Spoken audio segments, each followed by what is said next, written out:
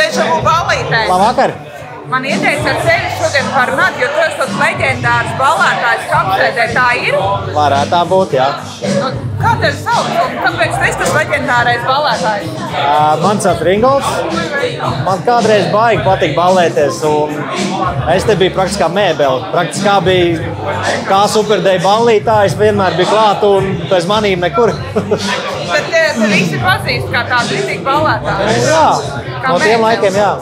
Tev arī, tas, kā saka, mēbelēm ir tas numurs arī, jā, rekvizīta numurs. Nu, arī, jā. Arī tas, ka... Jā. Cik bieži iepriekš ballītes apmeklēji? Kā varētu teikt?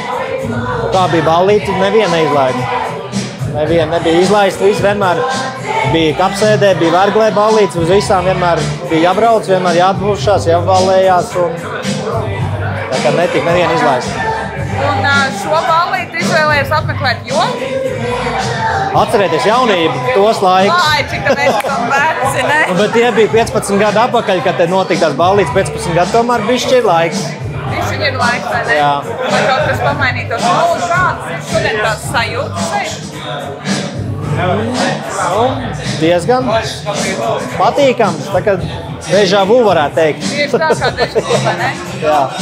Kas ir tas, ko tu sagaidi no šī vakara ballītes? Kādas sajūtas varbūt vai notikumus, vai dziesmas? Jautrība, vecās dziesmas, es gribētu teikt.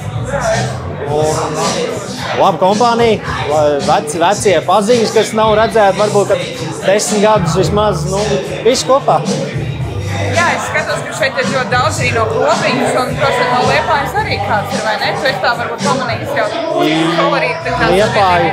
Liepājnieks vēl neesmu neviens saticis, bet jā, Kapsēdes Grobiņu, jā, ir daudz cilvēku, jā.